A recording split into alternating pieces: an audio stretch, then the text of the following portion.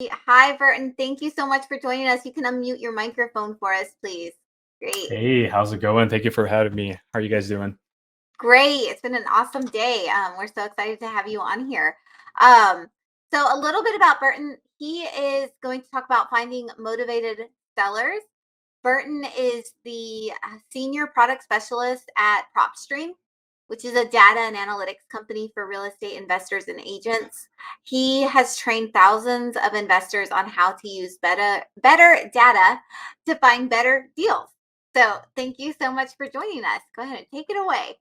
Absolutely. Thanks you so much for having me. So first and foremost, I'd like to explain what PropStream does. So PropStream started in 2006. We actually started. I always have this with me just so we can remember.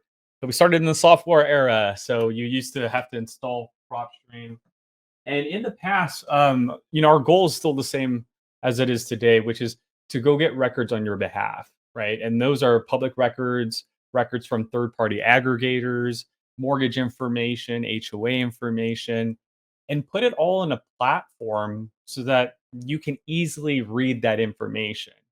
Now, the main goal with that data was to essentially paint a story on an individual property. And this is where that led us. Today, a realtor just like yourself, or an investor, banker, contractor, anybody in the real estate space for that matter, can go in PropStream and immediately on our search page, zoom in on a market. Maybe it's somewhere in North Carolina, like Riley, North Carolina. Maybe the homeowner has a property. Maybe it's their mother's property. Maybe it's a cousin's property. But you're going to be able to go into any market, zoom in, and click on a parcel and immediately get four important things, which are property details, mortgage information, situational data, like they have multiple properties in this case. They bought this one in cash back in 2019. And the last, but certainly not least, is the comparables. You'll be able to look at public sell data and get an idea of what the market value would be for this rehab property or this property if it was rehabbed. Now, that's not the point of today's presentation, but I needed to paint a picture of much data. There's so much data that we can paint a picture for each individual property on a nationwide level. Now, that's one aspect of our business. Analyzing an individual property, negotiating with the home over the phone, obviously, looking at our details page and using that to build confidence, to ask the right questions, and again, maybe run a comp and print our comps report. But the other most important part about PropStream is the same fact that we have a lot of data. And so, what I'd like to share with you today are two different ways that you can build a list in PropStream. And I'm going to give you some best practices along with that. Now, before we go into the two best ways to build a list in PropStream, the first thing we need to do is search a market. And let me zoom in a little bit for us to see a little bit better. But the first thing we need to do is pull up a market.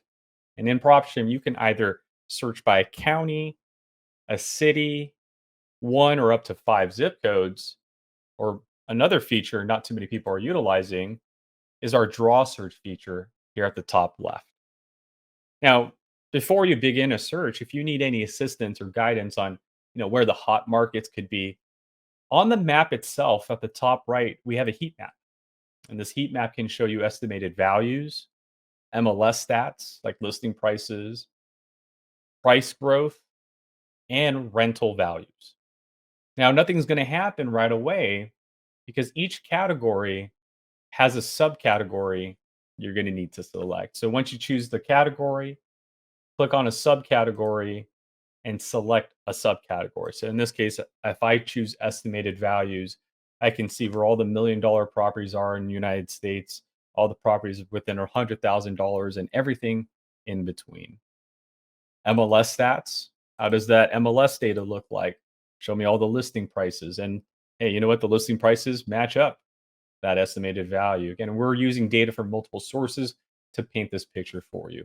My personal favorite of the bunch is the price growth, right? If you're not familiar with your market or you're endeavoring into a new market, use the price growth.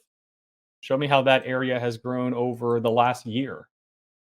And now you can see the markets where there's been over 100% growth, markets that have taken a loss, and everything in between. Maybe you're representing an investor buyer who likes to rent out properties, rental values. You can see rent prices on a nationwide level. Red are properties renting for 5,000 or more. Makes sense. They're by the coastal area, right? Properties 500 or less, everything in between. And you can even use that on top of a search. So you can say, hey, I'd like to see how this area has grown over the last year and show me Richmond, Virginia.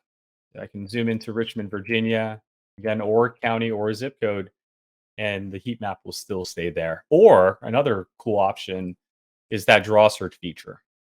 Once you've highlighted an area, you can use our draw search feature and draw out your own shape through several left clicks.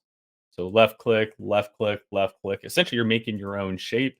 Once you have your own shape, enter on the keyboard. Okay. So the main point here is we need to get to a market. So you can search by county, you can use the zip code feature, you can use the city feature or the draw search feature, and feel free to use the heat map along the way. Okay. Now let me clear everything so we're back to a clean slate here. But let's go ahead and assume we're going to pull up a market, and let's use a different market here. Let's use Denver, Colorado. I don't know why, but the cold has got me thinking about maybe Denver. It's probably cold out there right now. I can only imagine. But I'm in Denver, Colorado. And the first thing that happens when you pull up any market, a county, a city, or a zip code, is we're going to give you the collective total results that we've collected on your behalf, right? So there's over 250,000 records that I can go through. And if I wanted to, I can go through them manually, one at a time. And I can click on next to get to the next page, next page. There's over 5,000 pages of 50 properties per page. I don't recommend going through them one at a time. It's not the point here, right? It's time. Point is to be smart. We are one of our models is market smarter, not harder. And I don't think going through each property. I mean, even though we have the details of each property, so I can click on one of them at a time. And hey, David, I see you have a lien. I see you have multiple properties. I see you have a mortgage on this property. Yeah, you might be motivated. Let me call you, right? Let me reach out to you. To do that across the board, it's going to take way too long. So to help you out a little bit, we've categorized them into our first 8 categories. We've taken those records and we've broken them up for you. So we're showing you how many of them are on the MLS that we've been able to capture, how many are pre-foreclosure, auction, bank owned, cash buyers, liens, vacant, high equity. So whether it's Denver today or the homeowner in Denver says, not my house in Denver, you kidding me? That's my vacation home. I like to ski. I'm talking about my property in Atlanta, Georgia. Ah, okay. We can search Atlanta. Same thing happens. 300,000 records there, broken up into individual categories. But what you need to get familiar with is our search filter here on the right-hand side. Now, if you know you want auctions and that's it, yes, you can click on auctions and then just go through the 212 properties here. But once you're done with that, you're probably going to need to click on another category, right? So I recommend after pulling up a market, whatever your market is, get used to going into the filter. And here's why. These 8 categories that you see here are the first quick list choices in our filter. So you're going to see the on market all the way to high equity, right? And 10 other options. Tired landlord, senior owner, zombie properties, which are pre-foreclosures and vacant properties combined, right? Flippers, these are homeowners that bought a property and now they're listed within 2 years of that purchase. But let me make things even more easier for you because not only do we have 18 categories, we have over 120 plus filters. Doesn't look like it, but if you click on property characteristics, you get more characteristics or filters. If you click on MLS status, you get more filters. Pre-foreclosure bank owned, you get the pre-foreclosure foreclosure filters and so forth and so forth. So I decided to create this PowerPoint to show you the 2 different ways you can build a list of PropStream. The first way I call the traditional search. And prior to PropStream and even today, investors and agents have been doing this. There's nothing wrong with this. This is actually the way you should be building your list. If you're starting or again, just trying to get into this and getting deals, right? But there are different ways to build leads. And the other way is the four golden rules search. But we'll get to that in just a second. Let me show you how you could build a traditional list in PropStream or search traditionally. First thing you do after you pull up your market, in this case Atlanta, is you're going to pick a list. So once I go to Atlanta, I'm going to go to the filter and I'm going to pick a list. Now this could be again vacant properties, could be liens, it could be all the senior owners in Atlanta. So instead of 300,000 records, we're now down to 25,000 records. Now, we don't want to market it to 25,000 records. That's still quite a bit of marketing money, right? So I've noticed over the span of nearly 10 years of working with PropStream and investors and agents that there are some best practices. And those are the following three steps, which are after you pick a list, let's make sure it's off market. So we're not needing to buy from the realtor. Not that you can't, but it's probably easier to do direct to seller, right? Speak to the homeowner and get them contracted. So off market, that can be found in our MLS status. Why? Because to know if a property is off market, we need to have that MLS data, and we have that. So I can go to MLS status, and in regards to the senior owners, the 25,000, I can see the ones that are on market by hitting yes, or by hitting no and seeing the ones that are not on market, or both, any. Most of us are going to probably aim for the off market one, so make sure you hit no here. Now, the third rule is the equity, right? We don't want to have the homeowner bring money to the table when they're listing their property. Investors as well. Most investors want to get equity so that when they buy the property, put their rehab in there, there's still enough equity, right? After the price goes up from the rehab to sell the property. You're not trying to buy a property at over market price and then rehab it and then not be able to sell it because the market value is lower than what you invested. That just doesn't make any sense. So I've noticed equity tends to be the third rule, best practice that our users apply. And that can be found in the valuation and equity section here. I'll see users go in there and they'll put the percentage. Maybe it's like 10% minimum, or maybe it's a 50%, 60% in this case. Last and final characteristic or best practice I see in the traditional searching, and this is before PropStream, with PropStream, and I'm sure going forward, we're still going to be doing this. Property owner characteristics. So users will go to our property characteristics and say, I'm looking for a residential class. I'm looking for commercial buildings. I'm looking for office spaces, industrial vacant land. Most of us are probably in the residential space. So we'll click residential, and then we can go to the property types and specify what residential property. Is it a duplex? Is it a condominium? Is it a triplex, quadruplex, mobile home, or single family? Beds, bathrooms, school district search, numbers of stories in an HOA, not in an HOA, all property characteristics that are available. Owner characteristics, I've noticed, is usually the last stop for most searches. And that starts at the top. Do you want the owner occupying the property? Yes. That means when you knock on the door, they should most likely be there. Do you want the owner not occupying the property? No, and so forth. Ownership info is the next final area. This allows you to specify owner, corporate owned, and so forth. Let's say individual in this case. When you're done, the close button here is at the bottom, and now your results are on the right-hand side. This is the traditional search that you can do in PropStream. So what you're used to already, going to the county, grabbing a list, refining it, you can do in PropStream. What I'm about to leave you guys off with is what I call the 4 golden rules, and this is something that you should pay very close attention to. This will help you find leads where leads are not being found, right? I call this finding homeowner situation. That's the power of data. I took 2, 3, and 4, those rules, and I made it the first thing.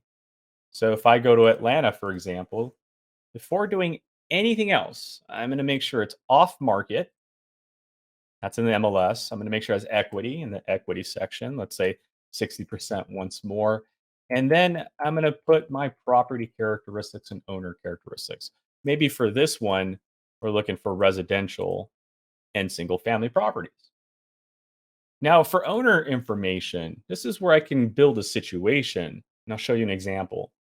One situation could be individually owned properties, but not just a list of, situations.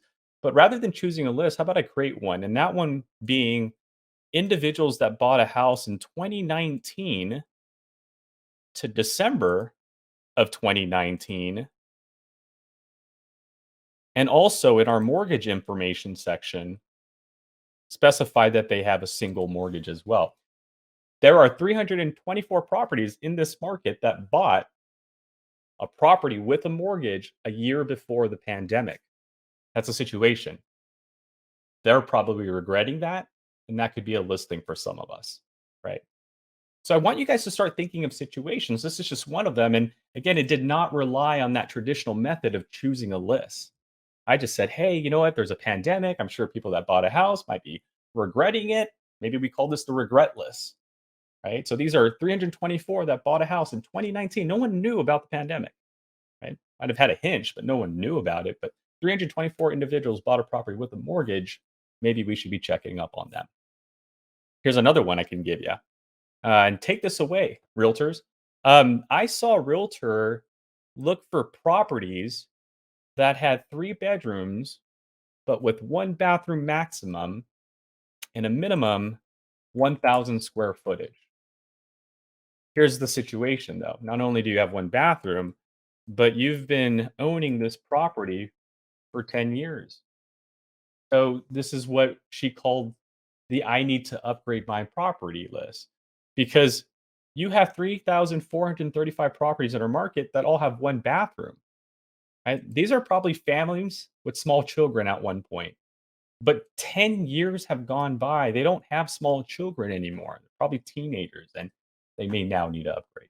So, ladies and gentlemen, this is what PropStream is ultimately about. Not only just the property details of the homeowners who need to upgrade in this scenario, but the ability to manipulate our data on a nationwide level to not just find things that we have on a list, but to find situations that others are potentially overlooking. If you get good at that, I mean, you can even mix it up. You can pick a list like a senior owner property, not just any senior owner, but a senior owner that's perhaps in a 2-story building. Have we considered maybe senior owners that haven't gotten to the second store in months, maybe years? These are potential listings right here as well. So once you understand traditional and 4 golden rules, you should be good to go. Now I see a very powerful question here, and that is how frequent is your data updated, right? Um, that's a tricky question because if you caught on, we have so much data. So here's the best way to check the frequency of data in your market. Once you pull up your market, let's say your market today is and I'm going to pull up a random one. Let's say it's Salt Lake City today. Pull up your city, your zip code, whatever it may be. Use this feature right here. It's the spreadsheet feature. By clicking on that, you can see last updated. And if you click on that twice, you can see which property was the most recent updated. You can even do that for individual categories. You want to know what's the most recent MLS listing? Click on MLS, hit that tab, last updated. The most recent listing we had was 3 days ago. Pre-foreclosures, again, same thing. Last updated when it comes to pre-foreclosure records, 7 days ago. Right? No 2 data sets are the same. This is the best way to identify how up to date that data set is in that market. Thank you guys so much for watching. My name is Burton. If you guys have any questions regarding PropStream, I highly recommend you visit our website, propstream.com. We do live webinars Monday through Friday starting at 3 p.m. Pacific Standard Time. We also have a free PropStream Academy course. So if you guys want to learn more about PropStream and just PropStream alone, check out our academy. Again, it's free. There's quizzes. You even get a certificate at the very end once we teach you everything about PropStream. So thank you guys so very much. Chris, I give that back to you, brother. Yeah, thanks very much, Burton. I mean, in regardless of what market you're in, especially in real estate, this is a data.